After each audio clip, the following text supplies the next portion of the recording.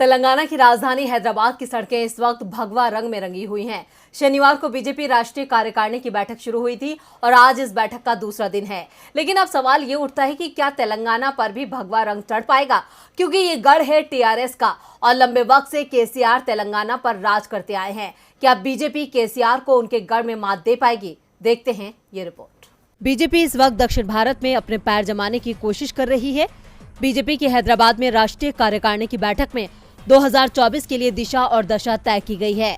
2024 में बीजेपी अपना फोकस दक्षिण भारत पर रखना चाहती है, लेकिन इस मिशन में सबसे बड़ी चुनौती केसीआर है, जो 2014 से पीएम मोदी की नीतियों का लगातार विरोध कर रहे हैं। आपको बता दें कि 2014 के लोकसभा चुनाव में बीजेपी ने तेलंगाना में तेलुगु देशम पार्टी के साथ गठबंधन किया था और 8 सीटों पर चुनाव लड़ा था।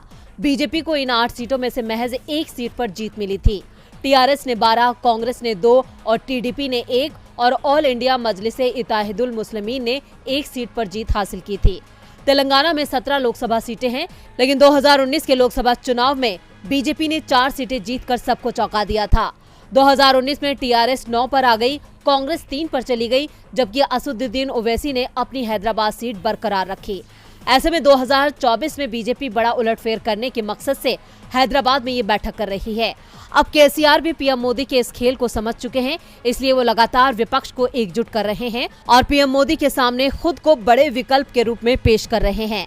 ऐसे में अब 2024 का चुनाव न सिर्फ केसीआर बल्कि पूरे विपक्ष के लिए अपनी साख बचाने का आखिरी मौका होगा। ऐसे में केसीआर भी हर मौके पर पीएम मोदी को घेर रहे हैं। बीजेपी राष्ट्रीय कार्यकारिणी की बैठक के पहले ही दिन केसीआर ने पीएम मोदी को खरी खरी सुनाई। ऐसे में बीजेपी भी अपने कदम पीछे खींचने को तैयार नहीं है। बीजेपी ने जानबूझकर तेलंगाना को बैठक के लिए चुना है, जो टीआरएस का गढ़ है। भारतीय जनता पार्टी अगले साल होने वाले विधानसभा चुनावों में केसीआर सरकार को हराने का लक्ष्य लेकर चल रही है। बीजेपी की इस बैठक ने राज्य का सियासी तापमान काफी बढ़ा दिया है। तेलंगाना विधानसभा चुनाव 2018 में टीआरएस को प्रचंड बहुमत मिला था। तेलंगाना राष्ट्र समिति को कुल 119 में से 88 सीटें मिली थी, वहीं कांग्रेस ने महज 19 सीटों पर ही जीत दर्ज की थी। एआईएमआईएम को 7 सीटें मिली थी, बीजेपी को यहां 1 सीट और तेलुगु देशम को 2 सीटें मिली थी। और ये नजर आ रहा है कि केसीआर एक बार फिर 2018 का करिश्मा दोहराने की काबिलियत रखते हैं।